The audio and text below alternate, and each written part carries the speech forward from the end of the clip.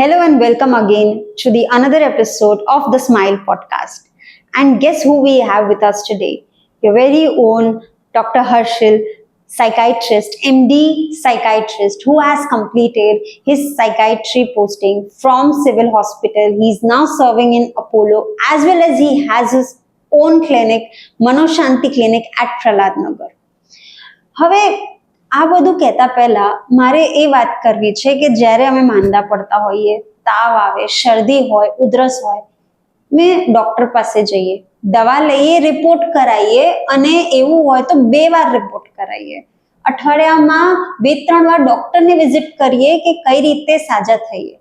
પણ જ્યારે mental wellbeing પર વાત આવે, અમે એકદમથી આમ ઝીઝકીએ કે કઈ રીતે વાત કરીએ, કઈ રીતે પૂછીએ, કોને પૂછીએ, ડોક્ટર પાસે તો કોણ જાય આના માટે. તો એ બધા ઇશ્યુઝને એડ્રેસ કરવા માટે we have with us doctor Harshil. So please tell us doctor Harshil કે તમે આ બધું ફેસ કરો છો. પેશન્ટ તમારી પાસે આમ બહુ વિચારીને આવે કે હું જાઉં, ના જાઉં, કેમ જવાનું, right? Yes, so first of all, thanks a lot, Dr. Achal, for welcoming me here. અને બીજી તમે જે ક્વેશ્ચન પૂછ્યો actually it is very true કે જ્યારે બી કોઈ ફિઝિકલ હેલ્થને લઈને આપણે વાત આવીએ તો આપણે બહુ હેઝિટેશન ના થાય કોઈ બી ડૉક્ટર જોડે જતા. બટ જ્યારે મેન્ટલ હેલ્થને લઈને વાત આવે ત્યારે લોકોના મનમાં 10 ટાઈપના સવાલો આવે કે ભાઈ આ વિચારશે કઈ રીતે હું વાત કરીશ એટસેટ્રા. અને ઘણા કેસમાં તો એવું બી થતું હોય છે કે પહેલાં એ લોકો ઇવન મેન્ટલ હેલ્થ માટે ન્યુરોલોજિસ્ટ કે પછી ફિઝિશિયન જોડે જવું પસંદ કરે છે. એવા બી મેં કેસ જોયેલા છે. અને પછી એ જો મોકલે તો જ અમારી જોડે આવે. બટ હોપફુલી હવે ધીરે ધીરે વસ્તુઓ ધીરે ધીરે ટ્રેક પર આવી રહી છે. People are getting more aware about mental health. અને હું તો તમને એ જ કહીશ કે જેવું ફિઝિકલ હેલ્થ માટે તમે ધ્યાન રાખો છો એવી જ રીતે મેન્ટલ હેલ્થ માટે બી you should be equally cautious. કારણ કે જો તમે ટાઈમ પર મેન્ટલ હેલ્થનું ધ્યાન નહીં રાખો કે પછી એ ઇશ્યુઝને એડ્રેસ નહીં કરો તો લેટર ઓન એ જ મેન્ટલ હેલ્થના તમારા જે સિમ્પટમ્સ ઓર સ્ટ્રેસ છે that can convert into physical health issue.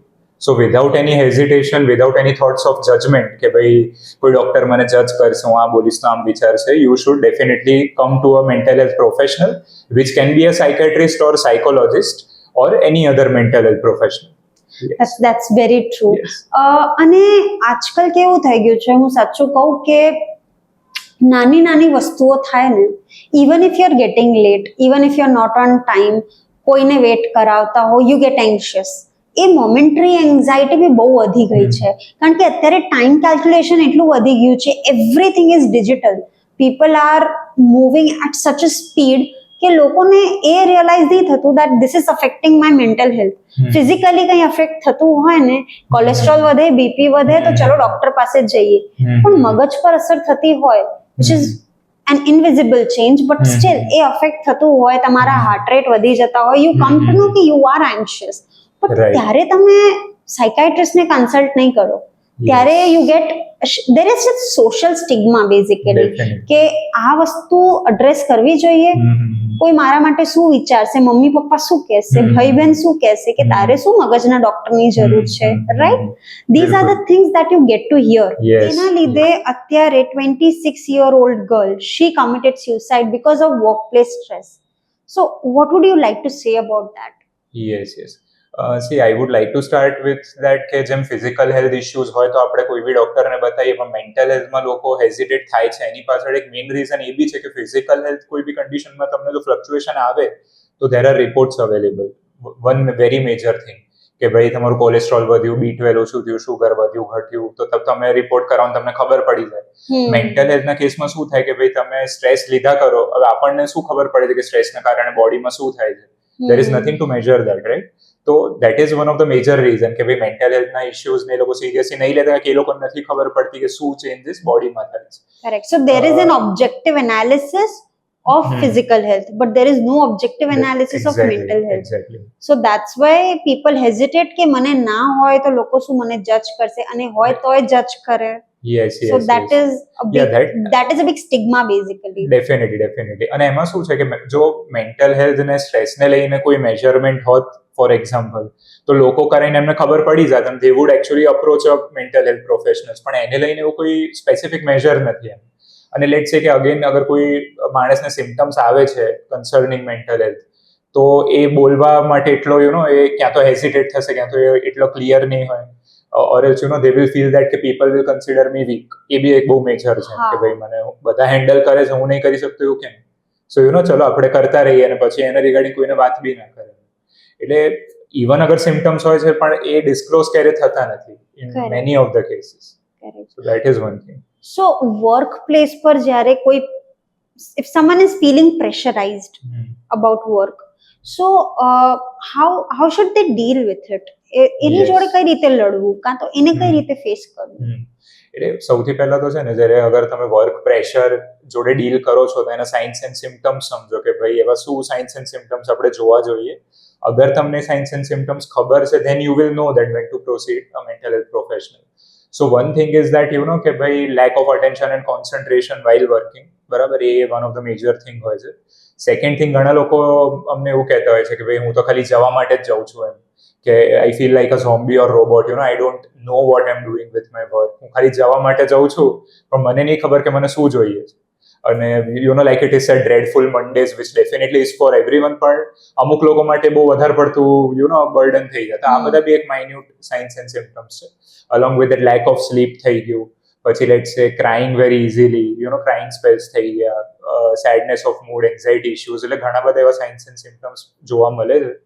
પછી જો તમને એ બધું ફીલ થતું હોય તો first and very simple advice which I would give is to try to take a leave. Now I know that કે leave લેવું કંઈ બધી જગ્યાએ એટલું પ્રેક્ટિકલ નહીં હોતું, પણ ઘણા લોકોને કેવું છે કે એ વસ્તુ એમના થોટમાં ક્યારે આવતી જ નહીં હોતી કે ભાઈ એ લોકો શું વિચારે કે મને આમ હશે તેમ હશે આવું થશે. એટલે એવા એકચ્યુઅલી અમુક કેસ આવેલા છે, એમણે મને આવું કીધું, મેં કીધું કે તમે ખાલી લીવ લઈને તો જો પહેલા 2-3 દિવસ, which is so simple advice. But the thing is that કે એ લોકોને they think on a whole different track. And at times what happens is કે તમે 2-3 દિવસ લીવ લઈ લેશો અને ફરી તમારું વર્ક રિઝ્યુમ કરશો, પછી તમે જુઓ કે તમારા સાઇન્સ એન્ડ સિમ્ટમ્સ રિડ્યુસ થયા કે નહીં. So if it has reduced and now you are able to work better in a better quality, તો પછી ઇટ મીન્સ દેટ કે એ જ વસ્તુ તમને જોઈતી છે એનર્જેટિક રહેવા માટે. બટ હજી બી જો તમને ઇશ્યુઝ એનાથી થઈ જ રહ્યા છે, then you should question yourself that do you like that work or not. And apart from that, જે બેઝિક એડવાઇસીસ છે કે ભાઈ પ્રોપર સ્લીપ લેવી, પ્રોપર ડાયટ લેવું, અને હું તો એવું બી એડવાઇસ કરીશ કે ભાઈ મેન્ટલ હેલ્થ કાઉન્સેલર બધા એક મોટી મોટી કંપનીમાં હોવા જોઈએ. ઘણી જગ્યા હોય છે પણ ઘણી જગ્યા નથી હોતી. Corporate counselors, they should have. Definitely they should have. તો એક સ્ક્રીનિંગ બી થતું રહે એમ્પ્લોઈઝનું કે ભાઈ શું શું સિમ્ટમ્સ છે, શું શું સાઇન્સ છે. Correct. Yeah, exactly. That's true. And there's an old saying, all work and no play makes Jack a dull boy. Yes. So can we say that all work and no break makes an employee stressed? Yes, and yeah, definitely it can be said. And from this I would also like to emphasize the difference between some words, like ઘણી વાર એવું બી થાય કે people confuse stress with depression, stress with anxiety.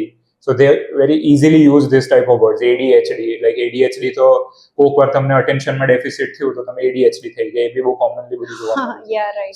So the main difference between that is that stress is more of a generalized word, બરાબર. Stress તમે કોઈ બી late છે તમારી નોર્મલ લાઈફમાં કોઈ અડચણ આવે છે, કોઈ ઓબ્સ્ટેકલ આવે છે તો આપણે સ્ટ્રેસફુલ ફીલ કરીએ, બટ એ સ્ટ્રેસ પછી જો તમે રેસ્ટ લઈ લો પછી જો જતું રહે છે તો એ ખાલી એક નોર્મલ સ્ટ્રેસની જ નિશાની હતી એમ.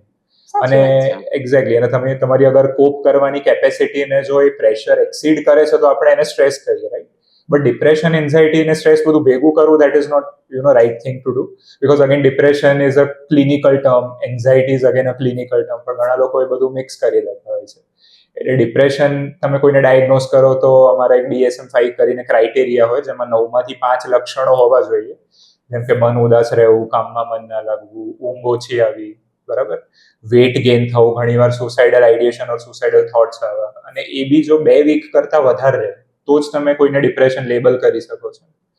અને સેકન્ડલી એન્ઝાઇટીને બી જેમ તમે કહો તો એન્ઝાઇટીના અલગ અલગ પ્રકાર હોય, કે જનરલાઇઝ એન્ઝાઇટી ડિસઓર્ડર હોય જેમાં બધી નાની નાની વસ્તુને લઈને તમે ચિંતામાં રહો. And it's temporary anxiety કે એ તમારું આમ it becomes a chronic thing.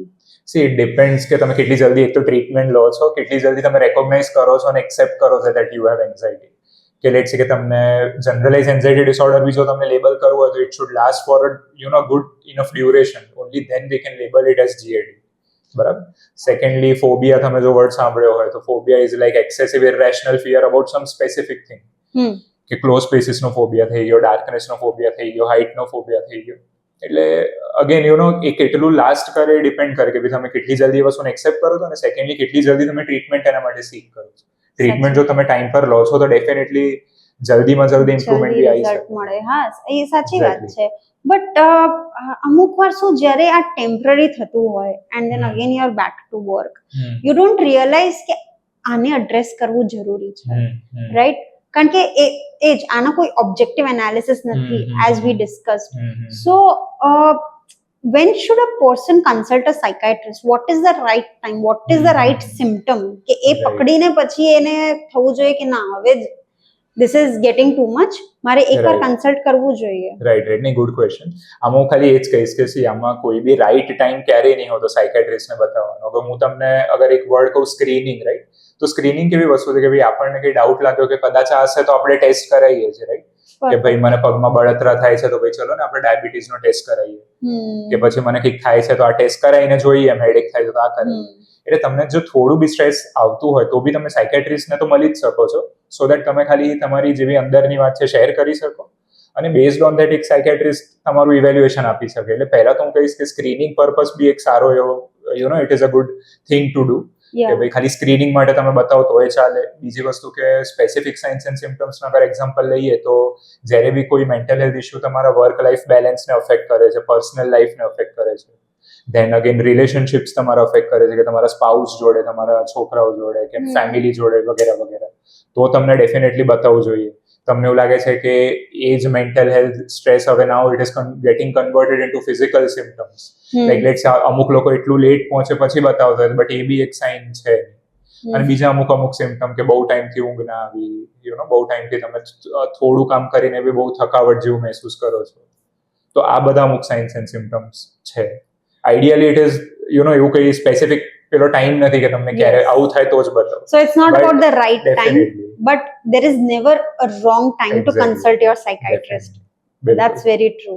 Yeah. So જ્યારે પેશન્ટ તમારી પાસે આવે તો તમે સૌથી પહેલા શું સમજો એની વર્ક લાઈફ પેટર્ન, કે એ શું વિચારે છે, કે શેના લીધે આવું ફીલ કરે છે, એ બધું તમે સૌથી પહેલા કઈ વસ્તુને એડ્રેસ કરો? યસ, સો સૌથી પહેલા જ્યારે પેશન્ટ અમારી જોડે આવે ત્યારે એવું ક્યારેય ના કહે કે મને એન્ઝાઇટી છે કે ડિપ્રેશન છે. ઘણા લોકો એજ્યુકેટેડ હોય તો દે would say, no doubt, but એ લોકો જેનેરિક ટર્મ્સ યુઝ કરે કે ભાઈ મને વિચારવા એવું બહુ થાય છે, મને માથું દુખે છે, કે પછી મને ઊંઘમાં કોક વાર પ્રોબ્લેમ થાય છે, રાઈટ? તો આવા જેનેરિક વર્ડ્સ છે કે આવું છે, કે પછી મને કોક વાર નાની નાની વસ્તુમાં રડવું આવી જાય છે. પહેલા એવું નહોતું બટ હવે એવું છે. તો now on based on those symptoms we question them કે ભાઈ આ છે તો કદાચ એન્ઝાઇટી તરફ તમે જાઓ, ડિપ્રેશન તરફ જાઓ, આ પૂછો તે પૂછો. પછી અમે સ્પેસિફિક એ ટ્રેક પર જઈએ અને પછી વી ડાયગ્નોઝ કે ના ભાઈ કદાચ તમને આ ઇશ્યુ હોઈ શકે. Right. And usually these people need counseling. Yeah. And બધા પેશન્ટમાં તમે ઓફકોર્સ મેડિસિન્સ નહીં આપતા, મેડિકલ ટ્રીટમેન્ટ બધાને રિક્વાયરમેન્ટ બી નહીં હોતી, but some of them might also need that, right? બિલકુલ બિલકુલ. અને જ્યારે આ વસ્તુ વર્ક પ્લેસ પર વધવા માંડે, and like you suggested કે they should have a counselor, what else they can do to balance it? For example, બહારના કન્ટ્રીઝમાં they give Monday to Friday છે, હવે they are shifting from Monday to Saturday also, Monday to Thursday, Monday to Thursday, so that they can have 3 days of break. So what do you feel about that? How important are these breaks? Yeah, see, break and rest are like very important when it comes to your health functioning and secondly work functioning, બંને વસ્તુને લઈને. પણ રેસ્ટને ઘણા લોકો આમ એકદમ અંડરમાઇન કરતા હોય છે, એ બી મેં જોયેલું હોય છે. અને સ્પેસિફિક એનો રીઝન આ છે કે એક તો સોશિયલ મીડિયા જે વસ્તુ પ્રોજેક્ટ કરે કે ના ભાઈ keep working hard, self proclaimed motivational gurus and coaches, right? Like મેં બહુ સાંભળ્યું છે અમુક લોકોથી કે ભાઈ push your limits, like they don't know કે ભાઈ શું એ બોલી રહ્યા, બસ push your limit, that's it. But till when they never address કે ભાઈ પુશ યોર લિમિટ તમે કરો છો કઈ વસ્તુ માટે તો ક્યાં સુધી બને, અને જો તમે લિમિટ પુશ કર્યા જ કરશો તો પછી શું થશે એ બી એક બહુ મોટો ક્વેશ્ચન રહી જાય છે. એટલે rest is definitely very necessary, કે તમે અગર લેટ્સ સે કે ભાઈ જેમ તમે કીધું કે 5 or 6 days a week તમે પ્રોપર વર્ક કરો છો, એ બી I would advise with rest only, with proper sleep. પછી જો તમને 1 થી 2 દિવસ ઓફ મળે છે તો try to take breaks, try to go out, so that તમે ફરી જ્યારે કામ માટે રિઝ્યુમ કરો ત્યારે you are energetic and re-energised for it. અને That's very true. એક વસ્તુ મેં બી નોટિસ કરી છે કે જે પોતાના સ્પોર્ટમાં પોતાના ગેમમાં ટોપ પર છે, લાઈક ક્રિસ્ટિયાનો રોનાલ્ડો છે, વિરાટ કોહલી છે, બધા પોતાના ગેમમાં એકદમ ટોપ છે અને they have always emphasise the importance of rest. અગર તમે કોઈનો બી સ્કેડ્યુલ જોશો તો એમના સ્કેડ્યુલમાં રેસ્ટ તો હોય છે જ, કે ભલે તમે ક્રિકેટમાં આટલું રમી લીધું, વર્લ્ડ કપ રમી લીધું, પછી તમે આવીને રેસ્ટ કરશો, પછી વિરાટ કોહલી બી 6 મહિના માટે બ્રેક લેશે. સો અગેન તમે કોઈ બેસ્ટ માણસને કન્સિડર કરો, they also do tech rest. તમે ક્રિસ્ટિયાનો રોનાલ્ડોનું રૂટીન જો, એમાં બી એમણે રેગ્યુલર સોના બાથ્સ લેવા, રેગ્યુલર મસાજ વગેરે કરાવવું. હવે I know that those modalities are expensive અને બધા અફોર્ડ ના કરી શકે, બટ ધ મેસેજ ઇઝ કે એ લોકો બી સ્ટ્રેસને એટલું જ એમ્ફેસાઇઝને ઇમ્પોર્ટન્સ આપે છે. So in your own way, you should, give rest to your body. You should know your body basically. And having said that, કે કેટલું રેસ્ટ લેવું જરૂરી છે, ઓર એલ્સ કેટલી સ્લીપ અને કેટલા અવર્સ વચ્ચે રેસ્ટ, બીકોઝ ખાલી સ્લીપ ઇમ્પોર્ટન્ટ નથી. આખા ડે દરમિયાન બી you need some amount of break, some amount of rest. So બધા માટે તો સેમ ના હોય, of course it changes person to person, but according to you what is the ideal sleep pattern that one should have? Yeah, so it is said that ideal sleep hours is like 8 hours, right? હવે 8 hours slip એ કહે છે theoretically it is good, એવું નથી, but as you sad that subjective variation is very strong because each and every person is different. હવે એ તમને સૌથી પહેલા છે ને પોતાને રેકોગ્નાઇઝ કરો તમે, કે ભાઈ તમે કેટલી કેપેસિટી સુધી વર્ક કરી રહ્યા છો, ક્યાં તમારો થ્રેશોલ્ડ છે, રાઈટ? થ્રેશોલ્ડ એટલે એ લિમિટ આવી ગઈ કે ભાઈ હું આટલું ટોલરેટ કરી શકું કે આટલી કેપેસિટી સુધી મેં વર્ક કર્યું, હવે મને બ્રેક જોઈશે. તો બેઝડ ઓન માય ઇન્ટરવ્યુઝ અને based on my conversation with different friends, તો ઘણા લોકોને એવું હોય કે ભાઈ લેટ્સ સે કે વધારે કામ, અમુક લોકો 10 કલાક કામ કરી શકે, અમુક લોકો 5 કલાક પછી બ્રેક જોઈએ. એટલે એ સબ્જેક્ટિવ વેરિએશન છે બધા કેસમાં, પણ તમને પોતાને રેકોગ્નાઇઝ કરવું પડે કે ભાઈ મારી લિમિટ કેટલી છે. સ્લીપનો અગર એક્ઝામ્પલ લઉં તો એમાં બી હોય છે કે અમુક લોકો શોર્ટ સ્લીપર અમે કહેતા હોય છે, અમુક લોકો લોંગ સ્લીપર કહેતા હોય છે. લાઈક મને personally I am a short sleeper, તો મને 6 કલાક ઇઝ ફાઇન, બટ કોઈ લોકો માટે 10-12 કલાક બી નોર્મલ સ્લીપ ડ્યુરેશન હોય છે. કે એ જો એટલું નહીં ઊંઘે તો પછી અગેન એને પ્રેશર ફીલ થશે અને એનું ક્વોલિટી ઓફ વર્ક બગડશે. એટલે you recognise your own thing અને પછી તમે એને એ પ્રમાણે બધી વસ્તુ ફ્રેમ કરો. That is my best advice. Apart from the duration, the pattern is also important. To sleep early is always healthy, as we have heard.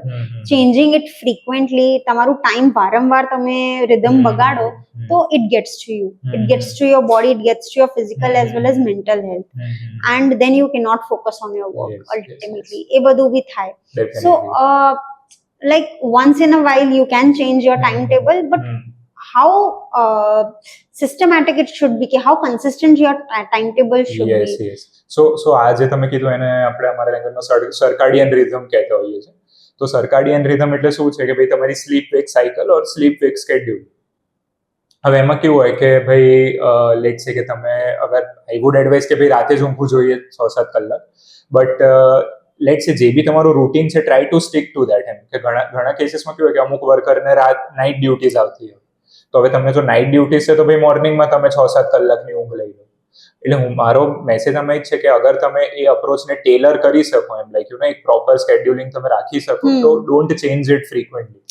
But અમુક કેસીસમાં એવા કમ્પલ્ઝન હોય કે ભાઈ નાઇટ ડ્યુટી હોય, પછી કોઈ વાર મોર્નિંગ ડ્યુટી થઈ જાય. Even in case of doctors આપણે જોયેલું, મેડિકલ રેસિડેન્ટ્સ એક્સપિરિયન્સ બી કરેલું છે એક્ઝેક્ટલી, કે ભાઈ કોઈ વાર આ ડ્યુટી, કોઈ વાર તે ડ્યુટી, તો એમાં we get helpless. But ultimately એમાં એવું છે કે ભાઈ તમે 6-7 કલાકની ઊંઘ ગમે ત્યારે લઈ લો, then it is well, if it is possible. અને સ્લીપની જો આમાં વાત કરી, સર્કાડિયન રિધમની આપણે જે વાત કરી, એમાં સ્લીપ માટે there is this hormone which is called melatonin, right? તો તમે લેટ્સ સે કે રાતે ઊંઘ લેવી એટલે જરૂરી છે કારણ કે જ્યારે there is absence of sunlight, ડાર્કનેસમાં મેલેટોનિનનું secretion વધે, બરાબર? Melatonin is like a switch for sleep, કે ઓન ઓફ સ્લીપ સ્વિચ જે આપણે કન્સિડર કરીએ. એટલે મેલેટોનિનનું સિક્રીશન વધશે તો તમને સારી ઊંઘ આવશે. હવે મેલેટોનિનનું હાઈએસ્ટ સિક્રીશન ક્યારે હોય? રાતે હોય, કારણ કે સનલાઇટ ના હોય. એટલે પ્રોબેબલી અગર જો તમે ત્યારે જ ઊંઘી જાઓ તો તમને સૌથી સારી રેસ્ટ મળે. અને એને જો તમે ચેન્જ કરશો અને મોર્નિંગમાં સૂશો તો પછી બધું ડિસ્ટોર્ટ થઈ જશે. અને સેકન્ડલી બધા લોકોને હવે એવી આદત છે કે રાતે ફોન સ્ક્રોલ કરવો, સ્ક્રીન જોવી, એન્ડ ઊંઘ નથી આવતી તો બી લોકો સ્ક્રીન જોવે છે. તો એના કારણે કેવું હોય કે આર્ટિફિશિયલ લાઇટ એક્સપોઝરના કારણે પેલું મેલેટોનિન ના સિક્રેટ થતું હોય, જે આઈડિયલી થવું જોઈએ. એન્ડ અગેન તમારી સ્લીપ પછી ડિસ્ટોર્ટ થવાની. એટલે હું એડવાઇસ આપતો રહું છું કે ભાઈ તમે તમારો ફોન એટલીસ્ટ 1.5-પોણા કલાક ઊંઘના પહેલા સાઈડમાં મૂકી દો તો વધારે સારું. હા, અને આ જ પ્રોબ્લેમ છે કે આઈ થિંક કોવિડમાં આ બહુ વધી ગયું હતું કે લોકોનું સ્ક્રીન ટાઈમ વધતું જ ગયું, જેના લીધે એ લોકોની ઊંઘ બગડી, એના લીધે કોન્સન્ટ્રેશન બગડ્યું, એના લીધે વર્ક પ્લેસ પર એ લોકોનું ફોકસ એટલું રહ્યું નહીં. And this got worsened by the culture of work from home. I think I've observed this. તો પછી આમાં હવે એ લોકોને પછી કઈ રીતે આનો, કારણ કે સ્ક્રોલિંગની હેબિટ છે, so how should they gate away from this? So COVID definitely had an impact on all this. And work from home versus in person, even like, I have read that celebrities like Elon Musk advises કે તમે in person work કરો. હવે એનું એવું કંઈ બહુ specific નથી હોતું કે તમે આ જ કરો કે પેલું કરો, બટ મને બી મારો પર્સનલ ઓપિનિયન બી એવું રહેશે દેટ ઇન પર્સન વર્કમાં શું રહે that there is a boundary between your personal life and work life. અગર તમે વર્ક ફ્રોમ હોમ કરશો ને તો એમાં કેવું હોય કે ફોર એક્ઝામ્પલ તમે ઘરે બેસીને જ કામ કરો છો, એટલે તમારી જે પર્સનલ લાઈફ ઓર હોમ લાઈફ છે એન્ડ વર્ક લાઈફ છે, એ બંને વચ્ચેની બાઉન્ડ્રીમાં કાઇન્ડ ઓફ ઓવરલેપ થઈ જાય. એ બધું થોડું સબકોન્શિયસલી થતું હોય કે અહીંયા જો કામ કરું છું ને અહીંયા જો રેસ્ટ બી કરું છું ફોર એક્ઝામ્પલ, તો આ બધી વસ્તુનો બી બહુ મોટા સાયકોલોજીકલ ઇમ્પેક્ટ આપણા માઇન્ડમાં આવી શકે. અને બીજી વસ્તુ જે તમે પૂછી કે ભાઈ સ્ક્રોલિંગ વગેરેની જે આદત છે અને એમાંથી કઈ રીતે છૂટાય, તો સ્ક્રોલિંગમાં લાઈક એવું જ છે કે તમે it is like dopamine kick આપે, રાઈટ? તો કોઈ બી તમે ફોર એક્ઝામ્પલ લેટ છે કે નવો વિડીયો જો તમે નવું નોટિફિકેશન આવે છે, તો બિકોઝ ઓફ દેટ નોટિફિકેશન ડોપામિનનું રિલીઝ થાય which is a pleasure hormone.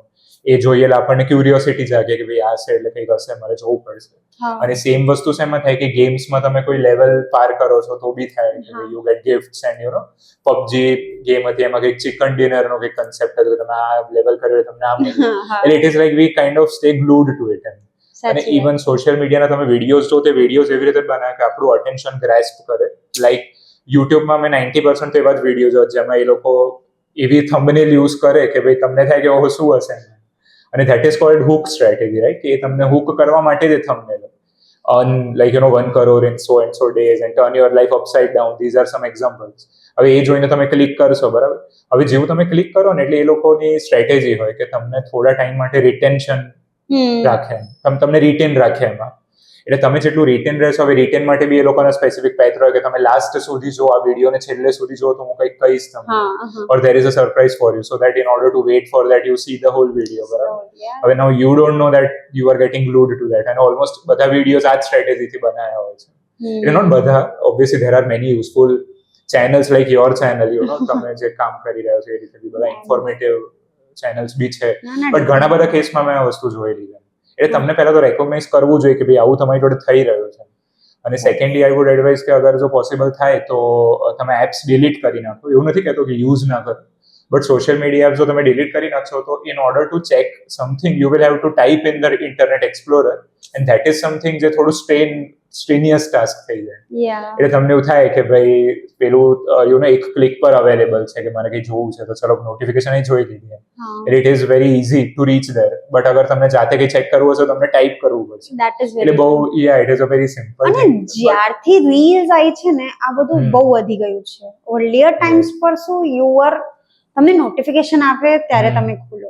હવે તો કેવું છે, લોકો રીલ સેક્શનમાં જાય, દે don't know what they are searching four, they don't know what they want to do.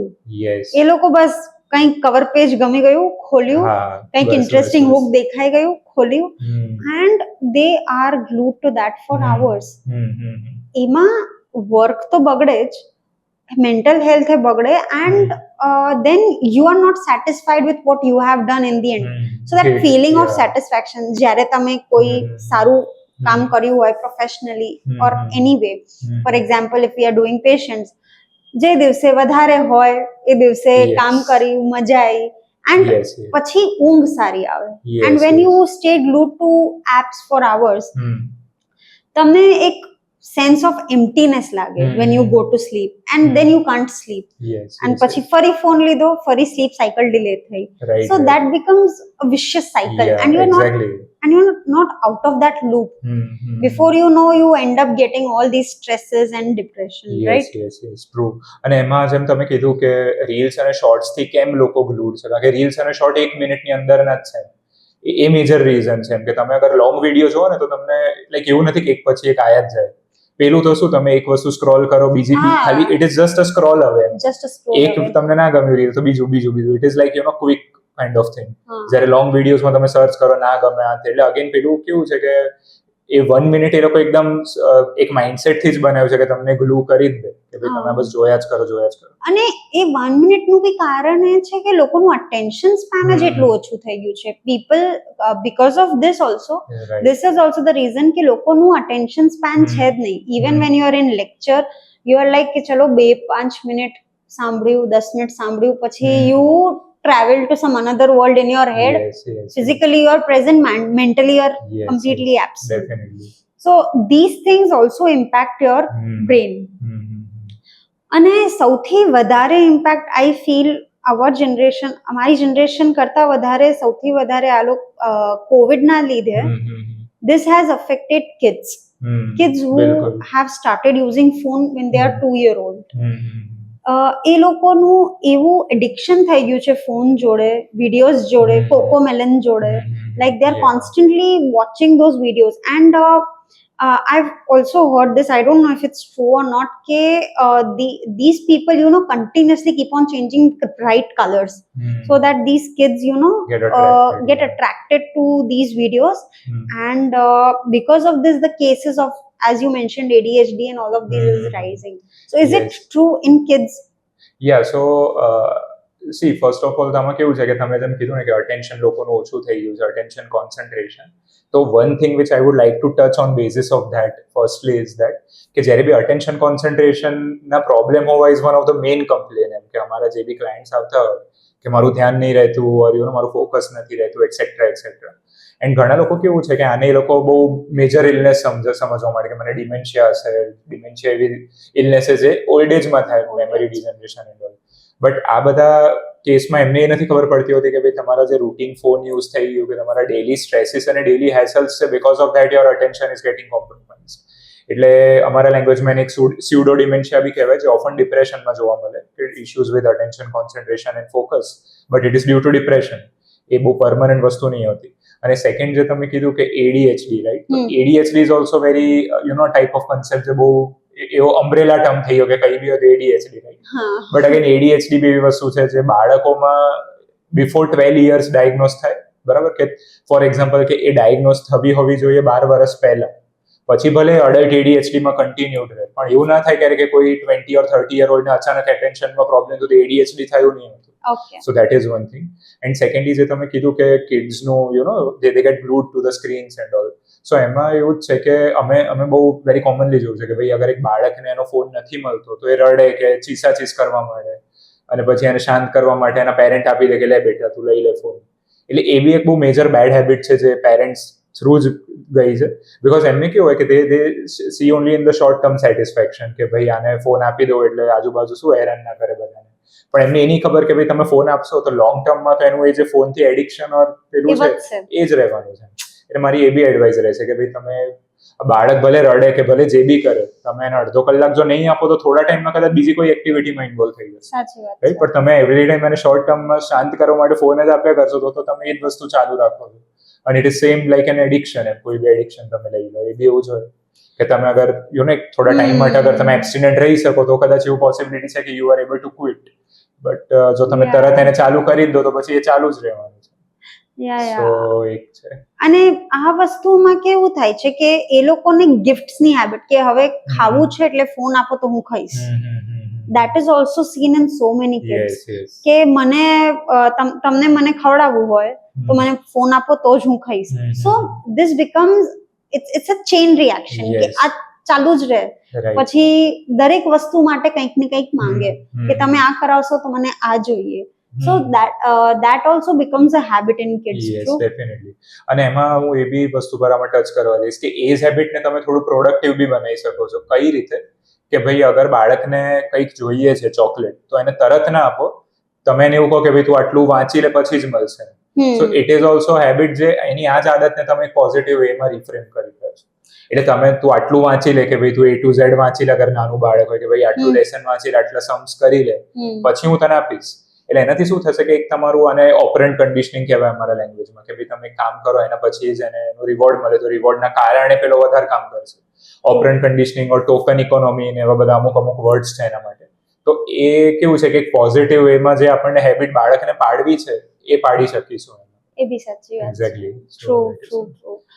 But this screen time has affected so many kids like Yes, these definitely. days. અને Yes. એ લોકો this has also impacted upon their education. એ લોકો જ્યારે સ્કૂલમાં હોય they can't concentrate on studies and their scores get affected. Definitely. અને Academic decline and all. academically they get affected and physically also when you're not moving you're glued to your screen.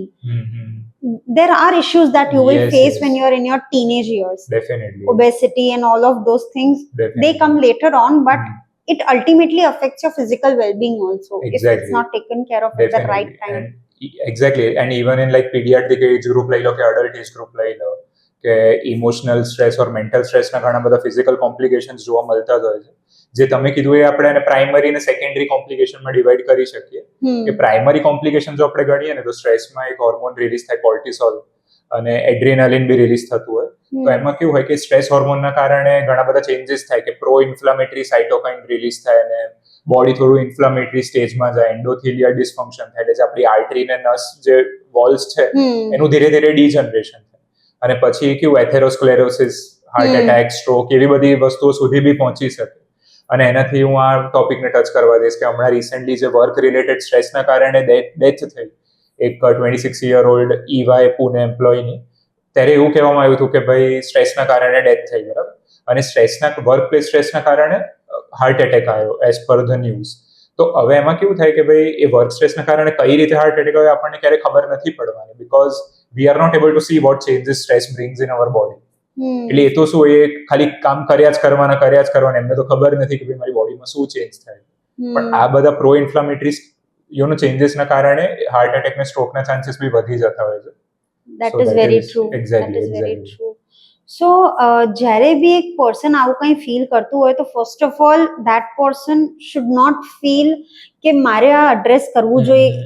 You should not have a second thought. You should talk to your mental health specialist. Definitely. And they are psychiatrists, as you mentioned, right? Even like mental health specialist માં psychiatrist ખાલી છે એવું નથી, psychologist બી છે સાયકેટ્રિસ્ટના અલાવા, પછી social workers અમુક હોય, even નર્સિંગમાં બી mental હેલ્થમાં training મેળવવામાં આવતી હોય છે. અને ઘણા લોકોને સાયકેટ્રિસ્ટ વર્સિસ સાયકોલોજીસ્ટમાં બહુ બધા ક્વેરીઝ ઊભા થતા હોય છે. એ બી એક વસ્તુ મને ક્લિયર કરવી હતી કે ભાઈ બંને વચ્ચે મેઇન ડિફરન્સ એ છે કે ભાઈ સાયકેટ્રિસ્ટ એક મેડિકલ ડોક્ટર છે કે MBBS અને MD કરેલું હોય, સાયકોલોજીસ્ટે BA MA એમનું સ્પેશિયલાઇઝેશન કર્યું, MPhil PhD બધું આગળ કર્યું હોય. બંને બહુ જ સારા મેન્ટલ હેલ્થ પ્રોફેશનલ્સ છે. બંનેની કામ કરવાની રીતમાં થોડો ડિફરન્સ હોય છે કે ભાઈ સાયકેટ્રિસ્ટ ડોક્ટર છે તો મેડિસિન પ્રિસ્ક્રાઇબ કરી શકે, વેલ સાયકોલોજીસ્ટ કાઉન્સિલિંગ બેઝડ વધારે અપ્રોચ એમનો હોય. એમાં બી બીજી બધી સબ બ્રાન્ચીસ હોય કે ભાઈ industrial psychology, counselling psychology, clinical psychology. But I would advise કે જે બી સારા મેન્ટલ હેલ્થ પ્રોફેશનલ છે તમે વિધાઉટ એની હેઝિટેશન ખાલી જાઓ ખરા. The first thing is to have conversation. Exactly. The first thing is acceptance. Second is to have conversation. So that when you are dealing with something, you can let that person know. If you are તમને fracture થાય તો તમે ડોક્ટરને જઈને કહો કે મને થયું છે. તો તમને એન્ઝાઇટી થતી હોય, you should straight up go to your doctor કે મને થાય છે આવું, મને કંઈ આનું ઇલાજ કરી આપો. રાઈટ. એન્ડ આ કાઉન્સિલિંગ સેશન્સ હોય કે જે બી મેડિસિન્સ લેતા હોય, કેટલું જલ્દી એ લોકોને પછી રિઝલ્ટ જોવા મળે છે. એટલે બધા પેશન્ટ ટુ પેશન્ટ ડિફરન્ટ જ હશે, બટ કઈ રીતે રિઝલ્ટ જોવા મળે છે? યસ, એટલે જેમ તમે કીધું એમ કે સબ વેરિએબિલિટી બધા કેસમાં હોય, case two case, person to person, personality factors, બહુ બધી વસ્તુ હોય. સૌથી મેઇન વસ્તુ જેની પર ડિપેન્ડ કરે ને એ ડિસઓર્ડર, કે તમે એક્ઝેક્ટલી ડાયગ્નોસિસ શું છે તમારું. કે લેટ્સ સે કે અમારા લેંગ્વેજમાં એક એડજસ્ટમેન્ટ ડિસઓર્ડર કરીને ટર્મ છે. એડજસ્ટમેન્ટ ડિસઓર્ડરનો મતલબ કે તમારા લાઈફમાં કોઈ ઉતાર ચઢાવ થયો, કે કોઈ બ્રેકઅપ થઈ ગયું, એક્ઝામ સારી ના ગઈ, કંઈક વસ્તુ એવી થઈ એના કારણે તમે સ્ટ્રેસ્ડ છો, ડિપ્રેસ છો કદાચ થોડા ટાઈમ માટે, કે ભાઈ મહિનાથી કેવી રીતે, બરાબર. હવે જો તમે એડજસ્ટમેન્ટ ડિસઓર્ડરથી જ ખાલી પીડાઓ છો, બરાબર, અને તમે ડોક્ટર જોડે જાઓ છો, તો એમાં કેવું છે કે એનું રિઝલ્ટ સૌથી જલ્દી મળે જોવા તમને, કે ભાઈ એ વસ્તુ ધીરે ધીરે એનો ટાઈમ જોડે તમે ભૂલી જાઓ તો તમે પાછા સારા થઈ જાઓ. ધેટ ડઝ નોટ મીન કે આ બધું જેમ કે બ્રેકઅપ ને એક્ઝામ સારી ના જોઈ વગેરે ખાલી એડજસ્ટમેન્ટ ડિસઓર્ડર જ થાય, એનાથી એવું નથી. ડિપ્રેશન, એન્ઝાઇટી બી થાય, બટ એડજસ્ટમેન્ટ ડિસઓર્ડર એવી શોર્ટ લાસ્ટિંગ કન્ડિશન છે કે બધાએ ક્યાંક ને ક્યાંક કદાચ અનુભવ કરી હોય કે થોડા ટાઈમમાં પછી નોર્મલ થઈ ગયું, પછી ભૂલી નોર્મલ ગયા. થઈ જાય. Yeah so that has the quickest response. પણ લેટ્સ અમુક બીજી સાયકોટિક ડિસઓર્ડર છે લાઈક સ્કિઝોફ્રેનિયા, બરાબર, તો એનું બહુ લાંબુ ટ્રીટમેન્ટ ચાલે, ઘણીવાર લાઈફ લોંગ બી ચાલી શકે છે. પણ જો તમે રિસ્પોન્સની વાત કરો છો તો response again depends on the medication, on the severity of patients.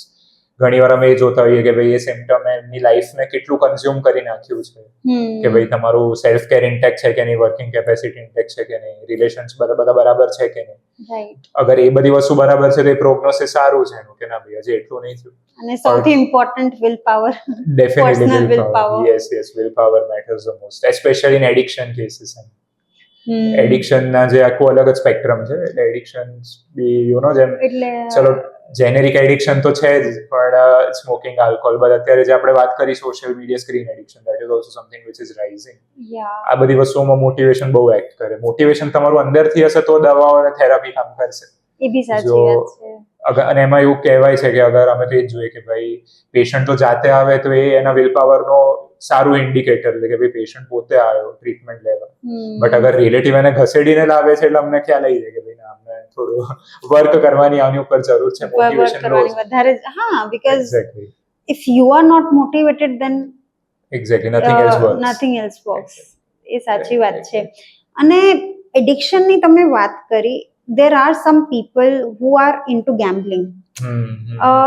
એ લોકોને એટલે એ લોકોને બી ખબર હોય કે મને આ ટેવ છે, મને આના લીધે monetary as well as health issues ને બધું ઘણા બધા લોસ થાય છે, but still they are not able to leave it. So why is that? So gambling બી બહુ ટ્રેન્ડિંગ વસ્તુ હમણાં થઈ રહી છે, ભલે એટલું લાઇમલાઇટમાં નથી આવતી, બટ રિસેન્ટલી મારા જેવા એક્સપિરિયન્સ હતા કે મારા બે ક્લાયન્ટ્સ હતા અને દે કેમ ફોર ગેમ્બલિંગ ડિસઓર્ડર, રાઈટ. અને હું એ જ શેર કરવા દઈશ કે they were like crorepatis, but because of that gambling અને because of only one person અત્યારે એમની હાલત બહુ જ ફાઇનાન્શિયલી વીક થઈ ગઈ હતી. અને આનું મેઇન રીઝન એ હોય છે કે એ લોકોને એ નહીં ખબર પડતી કે ગેમ્બલિંગ એકચ્યુઅલી એક મેડિકલ ડિસઓર્ડર છે. જેમ કે તમે ઓસીડીનું નામ સાંભળ્યું હશે, ઇમ્પલ્સ કંટ્રોલ ડિસઓર્ડર કરીને એક વસ્તુ હોય ઓસીડીની જેમ. ઇમ્પલ્સનો મતલબ શું કે તમે કોઈ એક્શન લઈ તો લો છો પણ એને સ્ટોપ નથી કરી શકતા, એને ઇમ્પલ્સ કહેવાય. તો ગેમ્બલિંગમાં આ વસ્તુ બહુ રોલ પ્લે કરે કે ભાઈ તમને એવું થાય છે કે એક વારમાં તમે ફોન લઈ લીધો વિથ દેટ ક્યુરિયોસિટી, હું જીતીશ. પછી એમાં કેવા 4 ફેઝ આવે છે. First phase is winning phase, એટલે તમે જ્યારે ગેમ્બલિંગ પહેલી વાર કરો જો તમે જીતો તો તમે એકદમ એનાથી અટ્રેક્ટેડ થઈ જાઓ. એ વિનિંગ ફેઝ તમારું ડોપામિન બહુ વધારે છે. એના પછી લૂઝિંગ ફેઝ આવે કે એના પછી તમને 2 થી 3 લોસ થયા, બરાબર, એ લોસના કારણે તમે થોડા નીચે ડૂબ્યા. પછી એના પછી એક એવો ફેઝ આવશે જેમાં તમે બાર્ગેનિંગ કરવાનું ટ્રાય કરવાનું. બાર્ગેનિંગ એટલે કે હું હજી બી ગેમ રમીને જીતી શકું છું પાછું, કે ભલે મેં લોસ કર્યા બટ હું એનાથી જ જીતીશ, એવું નહીં કે બીજું કંઈ કામ કરીશ. દેન એ બાર્ગેનિંગ ફેઝ આવે ને લાસ્ટમાં જે ફેઝ આવે હોપલેસનેસ ફેઝ આવે. હોપલેસ કે ભાઈ હવે બધું પતી ગયું, હવે મારા લાઈફમાં કશું નથી રહ્યું, એન્ડ ઘણીવાર સુસાઇડલ આઈડિયેશન સુધી વાત પહોંચી જતી હોય છે. એટલે ગેમ્બલિંગ કઈ રીતે થાય તો એનો જવાબ આ જ છે કે એક ઇમ્પલ્સ કંટ્રોલ ડિસઓર્ડર છે. આ રીતે તમને લૂપમાં નાખે, પછી તમને ખબર હોય કે ભાઈ તમને આ વસ્તુ પ્રોબ્લેમ છે કે તમે આટલું લોસ કરી રહ્યા છો, still because of that impulse control issue, એ ઇમ્પલ્સને તમે રોકી જ ના શકો જ્યારે એ વસ્તુ તમારી સામે હોય ત્યારે. ઘણા કેસમાં અમે એમને બધી થેરાપી મેડિસિન આપીએ, બટ જો એની સામે ગેમ્બલિંગ દેખાય, કંઈક એવો સોર્સ દેખાય એને, એટલે they again get triggered. Immediately. Exactly. So that is the thing which it is.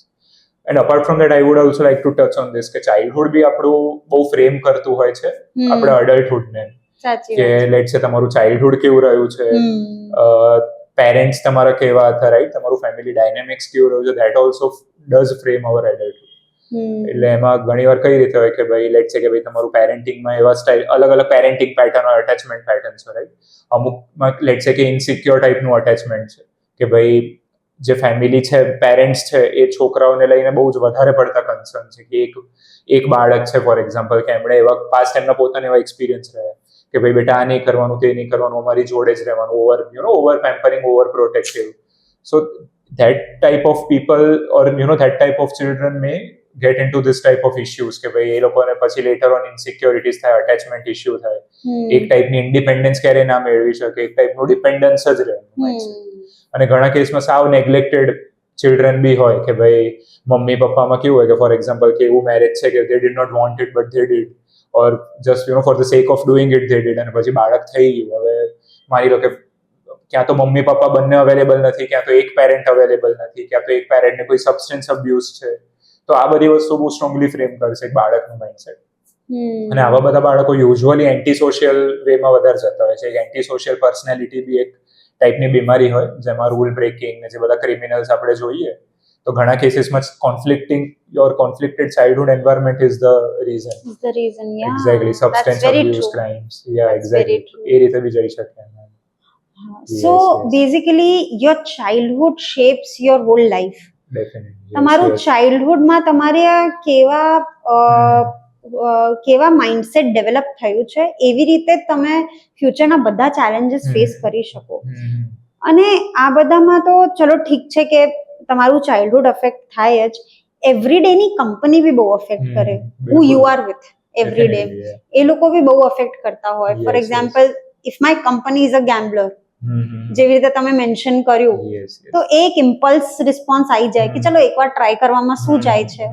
And same goes with smoking and all types of addictions. Exactly. And then they end up with these addictions, અને પછી છોડવું બી હોય, છોડી ના શકે, પછી પોતાને જ આમ એ વસ્તુને લઈને they feel heavy about themselves. In fact peer pressure one of the most common reason છે. કોઈ બી સબસ્ટન્સ એડિક્શનમાં આપણે પૂછીએ તો પિયર પ્રેશર સૌથી ઇમ્પોર્ટન્ટ ઓર સૌથી કોમન જવાબ આવે. સૌથી કોમન જવાબ હોય. મારી કંપની આવી હતી, ફ્રેન્ડ્સ આવ્યા હતા. ઘણી વાર એવું બી થાય કે પ્રેશરના કારણે કેવું થાય કે ભાઈ બધા લે છે, હું જ નથી લેતો, તો એ કેસમાં પછી એ બી ચાલુ થઈ જાય, પછી ઇટ ગેટ્સ ટુ લેટ.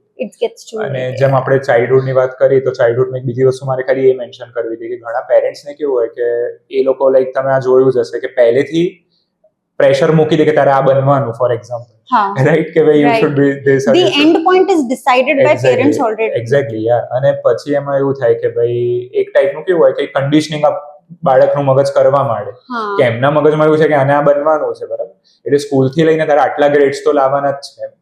અગર આ ગ્રેડ ના લાવ્યો તો તમને પનિશમેન્ટ આપી કે ભાઈ કંઈક કહી દીધું કે કંઈ થપ્પડ મારી દીધું, અને જો તમે સારું કર્યું તો આમ વાહવાહી વધારે પડે. કે ઘણી વાર એવું બી થાય કે ભાઈ જેટલું કરીએ ઓછું જ પડે. એટલે I am not saying all parents, but ઘણા કેસમાં એવું થતું હોય, તો આનાથી બાળકનું સેલ્ફ વર્થ બહુ અફેક્ટ થાય. કારણ કે એ એવું જ માનવા માંડે કે હું મારા મમ્મી પપ્પાને સેટિસ્ફાય કરીશ તો જ આઈ એમ અ ગુડ ચાઇલ્ડ. અને આ વસ્તુ તો બહુ જ કોમનલી મેં જોઈ છે કે આગળ જઈને બી આવા બાળકો પીપલ પ્લીઝર વધારે બનાવે લોકો, કે I have to please other person because exactly, so I don't have my own self worth. So હું એને સારો રાખીશ અને મને કંઈક બે શબ્દ સારા કહેશે તો જ હું સારો છું.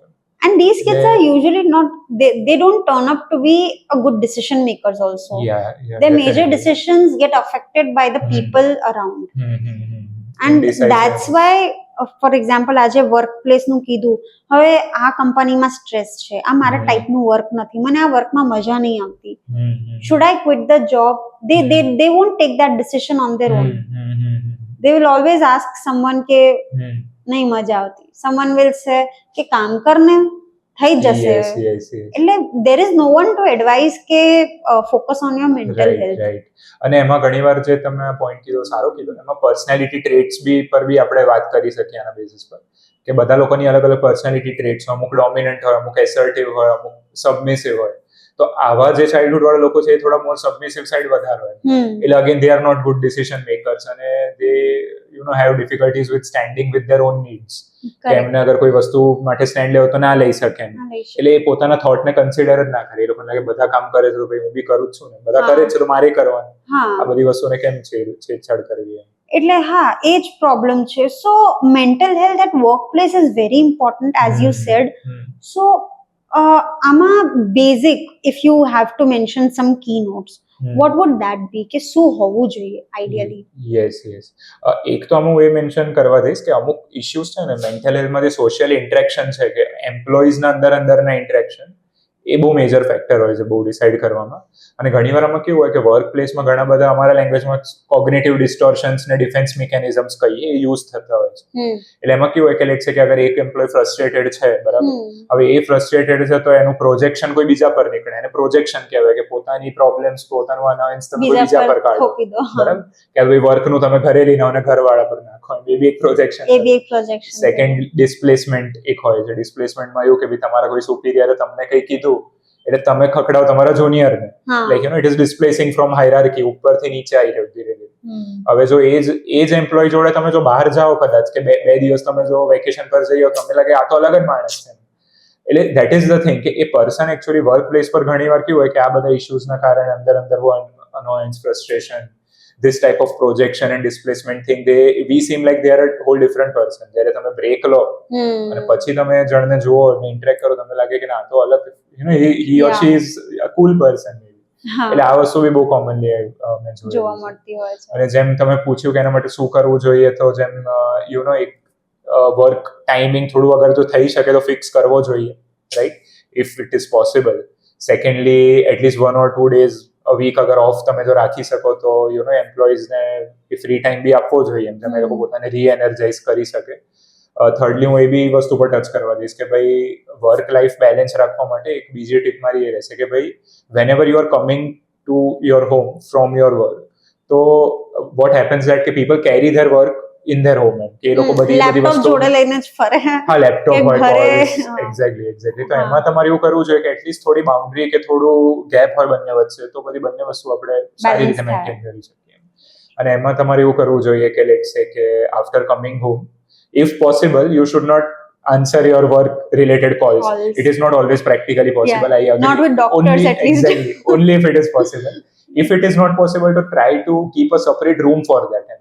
કે અગર હું ઘરે આવીને કામ રિલેટેડ કઈ વસ્તુ હશે ને તો અલગ રૂમ રાખું અને એમ જ જઈને કરીશ. તો આનાથી શું થવાનું કે જો તમે તમારા સોફા પર બેસીને તમારા વસ્તુ સોર્ટ આઉટ કરી રહ્યા છો, ઈમેલ્સ લખો છો, કોલ્સ અટેન્ડ કરો છો, તો કેવું થાય કે actually you are carrying that in that space, like એ એનર્જી ત્યાં ડિસ્પર્સ થઈ રહી છે બધે. પણ તમે તો સેપરેટ રૂમ રાખ્યો, જેને કોઈ બી કોલ આવે હું એ રૂમમાં જઈને જ અટેન્ડ કરું, કોઈ બી ઈમેલ આવે તો હું એ રૂમમાં જઈને જ અટેન્ડ કરું. તો એ જલ્દી એડ્રેસ બી થઈ જાય and in short period of time, so you will be free and you can continue with your social life. અને એ સ્પેસ આખી તમને અલગ થાય. આ બધી વસ્તુનો બહુ ઇમ્પેક્ટ લોંગ ટર્મ પર પડે કે તમે અલગ રૂમ રાખશો તો તમને એક બાઉન્ડ્રી મળે કે ના ભાઈ આ રૂમની બહાર નીકળીશ ને પછી મારી પર્સનલ લાઈફ છે એ વર્ક માટે જ છે. That is a very good advice. We are compartmentalizing both things. So yes.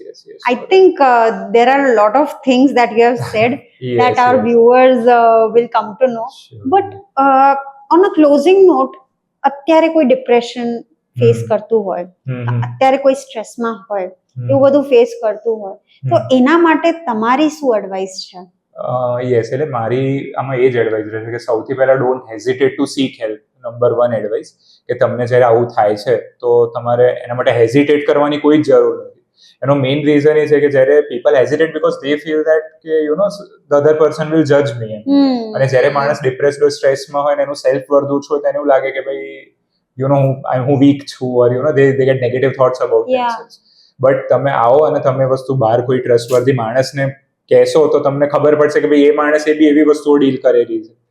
For example, તમે લેટ છે કે હેલ્પ સીક કરવા મેન્ટલ હેલ્થ પ્રોફેશનલ જોડે તો આવો જ તમને, બરાબર, એ તો મારી એડવાઇસ મેઇનલી છે જ. But it is a very normal thing, એમ એવું કંઈ નથી કે ભાઈ તમે વીક છો એનો મતલબ. એટલે seeking help is the main thing. અને keep close and trustworthy friends with whom you can share everything. એમ તમે બધી અંદરની વસ્તુઓ શેર કરી શકો. મેક શ્યોર દેટ એવા લોકો હોય જે ટ્રસ્ટવર્ધી હોય, રિલાયેબલ હોય, એ એક વસ્તુ છે.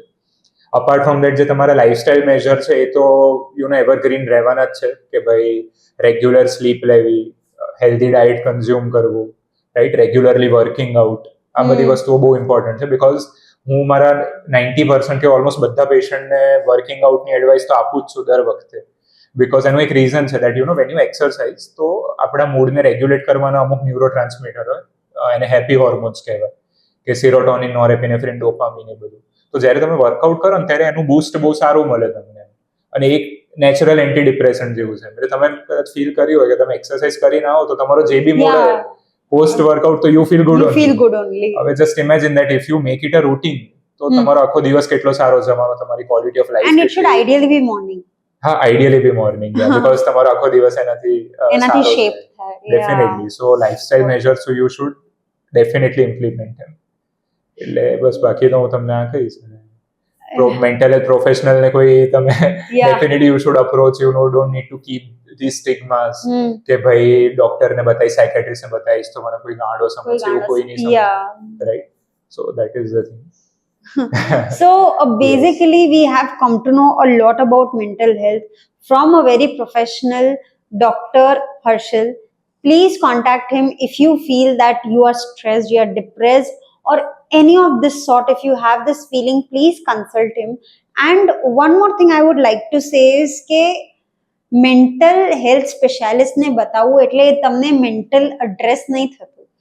It's just that you're taking that step for yourself to keep yourself happy, and that's enough. So please. Also I would like to again Yes, share a message. please. Sorry to interrupt, but એક question તમે ખાલી પોતાને પૂછો કે ભાઈ અગર હું અત્યારે આ સ્ટ્રેસ કે ડિપ્રેશન એન્ઝાઇટીથી ડીલ કરી રહ્યો છું, એક વસ્તુને જો અને સામે સાયકેટ્રિસ્ટને બતાવવાનો સ્ટિગ્મા, રાઈટ?